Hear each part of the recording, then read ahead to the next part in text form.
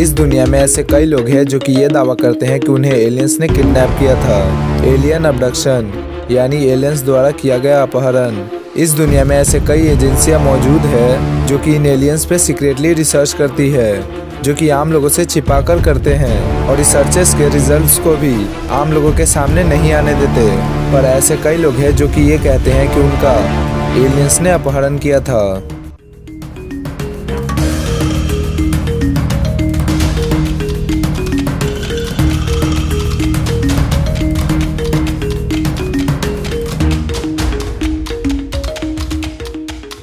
Number 2, बेटी and Bernie hill incident. सितंबर 1961। बेटी and बर्नी एक रात ये दोनों छुट्टियां मनाकर अपने घर आ रहे थे। रात के करीबन 11:30 बजे इन लोगों ने एक चमकती हुई लाल रंग की लाइट को देखा। वो लाइट तेजी से इनकी तरफ आ रहा था, मानो वो इनका पीछा कर रहा है।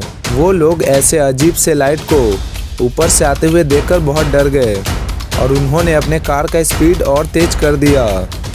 इस जगह से इनका घर करीबन 20 मिनट की दूरी पर था, यानी वो 20 मिनट और ड्राइव करते तो वो घर पहुंच जाते। पर सबसे अजीब और चौंकाने वाली बात तो ये थी कि वो लोग गाड़ी ड्राइव करते गए। करीबन 2 घंटे तक ड्राइविंग के बाद वो अपने घर पहुंचे, जो कि सिर्फ 20 मिनट का ही रास्ता था। जब वो घर पहुंचे और घड़ी को देखा तब रात के 1:30 बज रहे थे। पर ऐसा कैसे हो सकता है?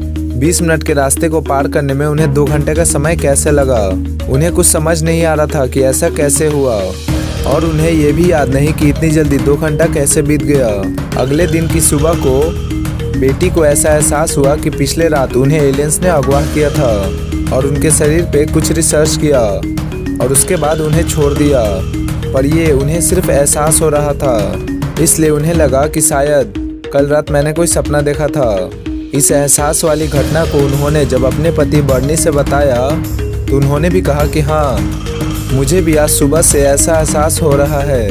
दोनों के सेम रियलाइजेशन से उन्हें लगा कि ये कोई सपना नहीं है, बल्कि इसका सच कुछ और ही है।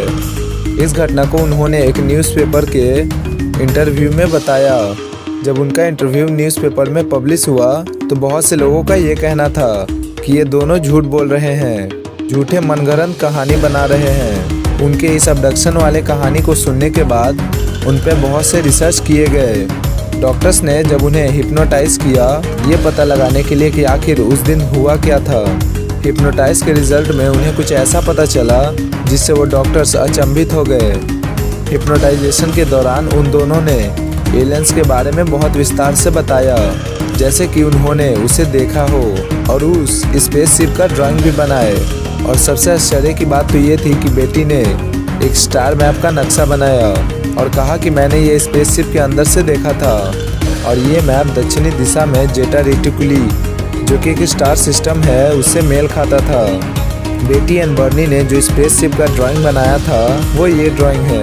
इनके एलियन अबडक्शन के ऊपर एक किताब भी लिखी गई है जिसका नाम द इंटरप्रेटेड जर्नी है।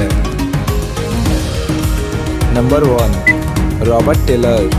नवंबर 9, 1979। रॉबर्ट टेलर जंगल को मैनेज या देख रेख करने वाले एक फॉरेस्टर का काम करते थे, यानी वो जंगल में होने वाली घटनाओं की जांच करते थे। 9 नवंबर के दिन वो रोज की तरह अपना काम करने के लिए सुबह सुबह गाड़ी लेकर जंगल में चले गए। जंगल पहुंच के उन्होंने वहां अपनी गाड़ी को पार्क कर दिया और जंगल के तरफ चल दिए। सुबह के करीबन 10 बजे वो जंगल में पहुंचे। उस जंगल में उन्हें एक एरिया दिखी जो कि अजीब थी और वो इतने सालों से उस जंगल में काम कर रहे हैं, पर उन्होंने इस जगह को कभी नहीं देखा था। मानो जंगल का ये हिस्सा कहीं से गायब होकर आ गया है। इस नए वाले जगह पे एक भी पेड़ पौधा नहीं था। वो इसे अच्छे से देख ही रहे थे कि उन्हें एक गोल आकार का डिस्क दिखा। उन्होंने पहले कभी ऐसे डिस्क को नहीं देखा था। फिर कुछ देर बाद उन्होंने देखा कि वो डिस्क एक ट्रांसपेरेंट में बदल रहा था और वो डिस्क के आर पार देख पा रहे थे। फिर अचानक वो नॉर्मल यानी सॉलिड हो गया। एक बार वो डिस्क सॉलिड हो रहा था और अगले ही पल ट्रांसपेरेंट में बदल जा रहा था। ऐसे ही करते करते कुछ देर बाद उस डिस्क से 2 छोटे छोटे कुछ ऑब्जेक्ट निकले और वो दोनों तेजी से इनके तरफ बढ़ने लगे और इनके पैरों को जकड़ लिया और उन्हें उस यूएफओ में लेके चले गए। उस यूएफओ में जाते ही वो बेहोश हो गए। फिर जब उन्हें होश आया तो उन्होंने देखा कि वो जंगल में लेटे हुए हैं। वो खड़े होने का कोशिश किए पर वो खड़े नहीं हो पा रहे थे और उनके गले से भी आवाज़ नहीं निकल रहा था। वो ऐसे ही रेंगते रेंगते अपने गाड़ी के पास पहुंचे और जैसे तैसे कार के सीट तक पहुंचे और कार को स्टार्ट करने का कोशिश करने लगे, पर वो कार स्टार्ट नहीं हो पा रहा था। थोड़ी देर बाद धीरे धीरे उनका पैर काम करना स्टार्ट कर दिया। कार नहीं स्टार्ट होने के चलते वो पैदल ही जैसे तैसे घर गए। वहाँ उनकी वाइफ ने उन्हें देखा तो वो घबरा गई। उनके शरीर पे बहुत सारे लाल लाल दाग थे और कपड़े भी कई जगहों से फटे हुए थे। पर सबसे चौंकाने वाली बात तो ये थी कि उन्हें कुछ ऐसा याद ही नहीं था कि उनके शरीर पे ये निशान किस चीज़ का है और ये कब बना। शायद उन एलियंस ने किसी तरह इनके मेमोरी को इरेज कर दिया था। उन्हें सिर्फ ये याद था कि एक स्पेसशिप से 2 अजीब ऑब्जेक्ट्स निकले और मुझ पर हमला कर दिया।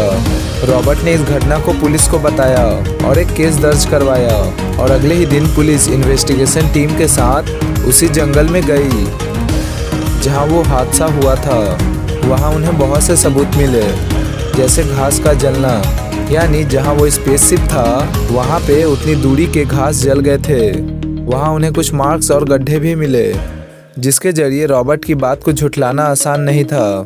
जब इन्वेस्टिगेशन टीम ने उन सभी सबूतों को एक नक्शे पे उतारा तब ये पता चला कि उस जंगल में जगह जगह गड्ढे बने हुए हैं और इस मैप के इस जगह से इस जगह तक एक मार्क बना हुआ था। और रॉबर्ट के अनुसार वो जंगल के इस पॉइंट पे खड़े थे और वो 2 ऑब्जेक्ट से इतनी डिस्टेंस को कवर करके रॉबर्ट को इस जगह पे दबोच लिया था। और इन्वेस्टिगेशन टीम को ऐसा कोई निशान नहीं मिला जिससे ये पता चले कि कोई बाहर से इस जंगल के अंदर आया था, जो कि एक बहुत आश्चर्य वाली बात थी, क्योंकि नॉर्मली अगर कोई जंगल में अंदर आता है तो उसके फुटप्रिंट या कार के टायर के निशान बन जाते हैं, पर उन इन्वेस्टिगेशन टीम को ऐसा कुछ नहीं मिला। अगर कोई भी उस जंगल में रास्ते से नहीं आया तो इसका मतलब वो ऊपर से उस जंगल में आया था, जिससे वो घास भी जल गए होंगे। ये घटना आज तक एक मिस्ट्री बन के रह गया है और आज तक किसी ने भी इस मिस्ट्री को सॉल्व नहीं किया है। एलियन अबडक्शन की ऐसी कहानियाँ हमेशा कहीं से न कहीं से आती ही रहती है, जो कि अभी के समय के अनुसार लॉजिकल तो नहीं लगता, पर उन घटनाओं में मिले सबूत हमें हैरान कर देते हैं और ये उन पर विश्वास करने के लिए मजबूर कर देते हैं।